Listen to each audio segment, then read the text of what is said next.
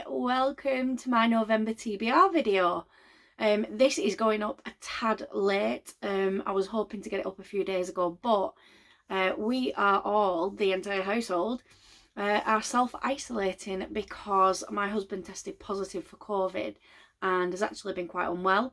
So I have spent the last few days being not only a business owner and a mum of 2 young children, but I've been literally a 24/7 nurse, housemaid, cook, cleaner, slave basically. Like, I have just done everything and oh my god, I've lost track of time. I don't know what day it is.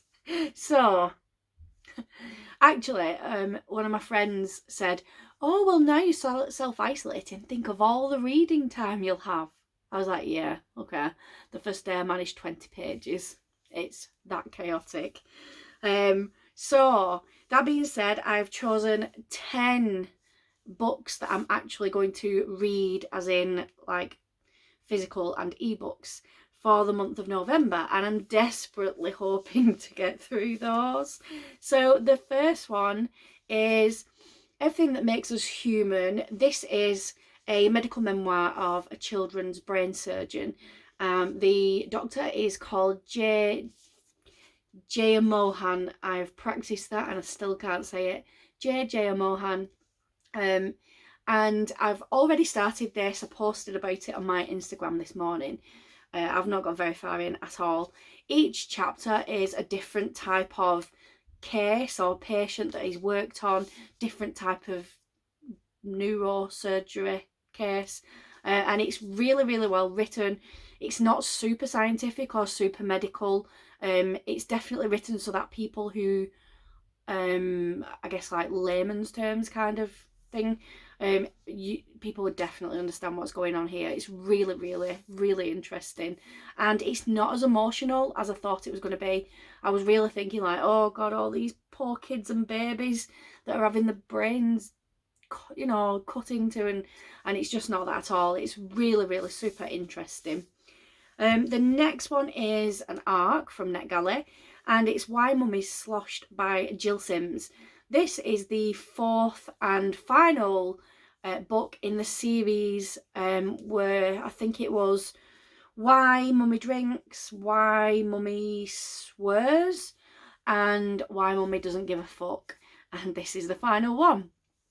We started the series with the children as babies, and then they've kind of grown up through the series, and in this one, as far as I'm aware, the children are like late teens, as in her daughter, who's the eldest of the 2 kids, I think she's like 18. So yeah, I'm excited to read it, but I'm kind of also sad that the series is over, because this is a hilarious series. It's literally just like tales of motherhood, and it's so funny. It's like so sarcastic, but it's so relatable to mums out there. Like, it's all the things where you think, I've thought that, but I've never actually said it. But yeah, it's fantastic. And then I've decided to do a couple of buddy reads with a friend of mine. She isn't on BookTube or Instagram, so I can't tag her. We decided to do like one Riley Sager and one John Mars each month until we've kind of gone through the catalogue of these authors. So this month for Riley Sager, we've gone with Final Girls. You can see there, look at that. £1 whole that cost me. I was chuffed to bits when I found that for £1. This book, this is a thriller book. In this, there has been, like, prior to this book, there was 3 different type of mass murder type serial killer events, and they were unrelated, but in each one there was one girl that survived out of the groups, and these 3 girls were called the Final Girls, and they've never ever met, even though the media were trying to get them together. And they're all like, you know, getting on with their lives and trying to put the past behind them, but then all of a sudden one of these 3 final girls is found dead, and then the second of the final girls gets in contact with our protagonist, Quincy, and just kind of turns up out of nowhere, and he's like, oh my god, what's going on? Is somebody trying to kill us? Causing all this chaos and bringing all the past back. And so Quincy is like, whoa, what the hell's going on? And as she finds out more information about the first of the final girls' deaths, she then starts uncovering secrets about this second girl, and it kind of becomes like a race against time to figure out what really happened and what's going on. And I just think this sounds super interesting. It sounds like one of those ones that's just going to keep you guessing, and you know, like where you're just like, oh my god, what is going to happen next? And yeah, spoiler, I read my first Riley saga in October, and I really enjoyed it, so I'm really looking forward to getting into this one. And then the next book we decided to read, the John Mars one, is The One. So this is set in a future where people can be genetically matched to the kind of perfect soulmate person, and it's kind of caused chaos initially because people were breaking up because they weren't perfectly matched, and dating just changed completely. People were more like, let's rely on the science instead of going out and meeting people. And so we follow 5 people who have suddenly received this kind of notification saying they've been matched, their perfect soulmate has been found, which sounds amazing. However, obviously people can have secrets, and that is the thriller part of this book. It's about uncovering your soulmate's secrets and what is going on. And it says on the back that some secrets are more shocking and deadlier than others.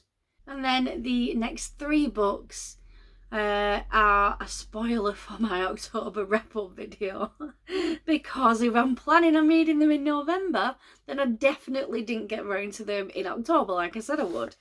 The first one is Grave Secrets by Alice James. This is the first book in a new paranormal cozy mystery series. That's literally all I know about it.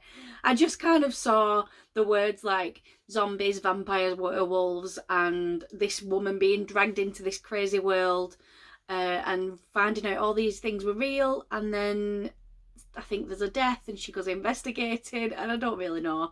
But it sounds fun, and it sounds like it'll be like just like an easy read. So that is what I'm looking for this month. And the next one is All of Us by A.F. Carter. This was the one where there's a lady who's got multiple personality disorder, and she was horrendously sexually abused as a child. The guy got caught, put away in prison. However, the story follows it from the point where he is then released from prison, and her world is like, you know, turned upside down. And then not long after his release, he is found dead, and the police are left to wonder whether any of this lady's personalities are capable of murder. And obviously the lady herself is just like, what on earth is going on? She hasn't got a clue.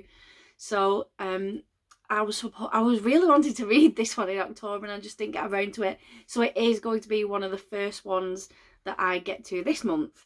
And then next up is Apocalypse Yesterday by Brock Adams. Again, this is the one that I was supposed to read last month, and it's the one where we've got like a guy who was, you know, like the big I am during the zombie apocalypse.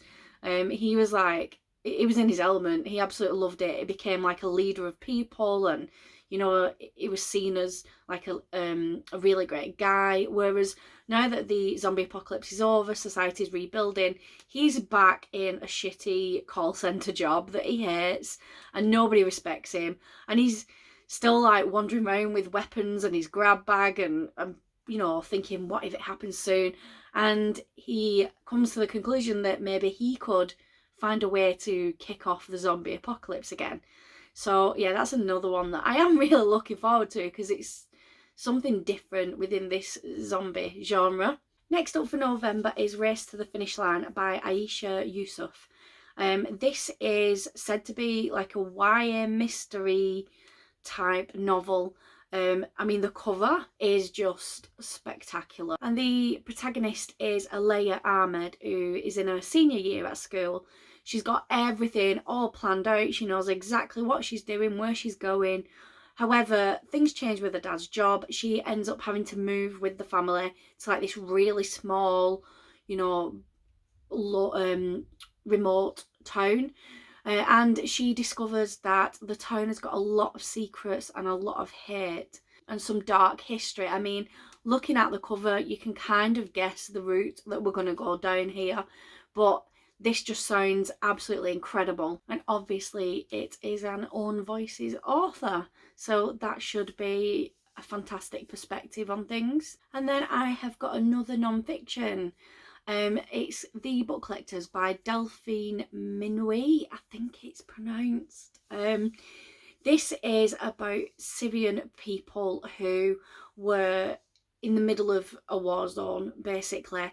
And whilst this group of people were searching for survivors, they came across this like cache of books. And over time, as they were like gathering resources and supplies and trying to, you know, get people into safe places, they managed to collect a total of around 15,000 books from devastated bombing sites and collapsed buildings across the city. And they start kind of building what they call the secret library, and people are able to go there and read about things that are beyond the borders of what they are stuck in.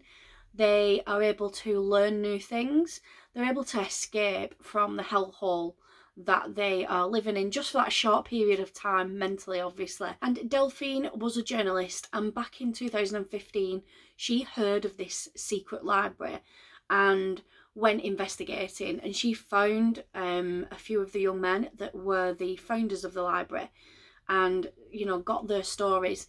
And basically she discovered that not only were these amazing young men finding I guess the time and the strength maybe to gather together and discuss ideas, educate themselves, but they were then going back to other groups of survivors, passing that information on to other people, educating others, telling stories, you know, providing some form of escapism. And they were kind of like heroes of everyday life, really. And this, like I say, this is their story, so this sounds just incredible. And the last book that I'm going to read this month is Ztone by Eden Darry. As far as I can see, this is just what you expect from Zombie. There's no unusual twists as far as I know. I do think it's got LGBTQIA plus rep. I think. I can't be definite until I've read it. But yeah, this is my kind of bread and butter. This is what I enjoy just relaxing with, I guess. This one has got some reviews on Goodreads already. I'm a little behind in ARCs. But yeah, so it's showing as 4 stars already, so hopefully it's going to be a good reader for me as well. And then as usual, I will be reading some audiobooks, or listening to audiobooks, whatever you want to call it, throughout the month. I haven't really planned any yet. I was thinking possibly A Good Girl's Guide to Murder by Holly Jackson, and maybe Hood Feminism by Mickey Kendall, but I'm not sure. I tend to use audiobooks as like a mood read type thing. So yeah, I'll tell you about those in my November wrap up. So thank you all for watching, and I'll see you all soon. Bye.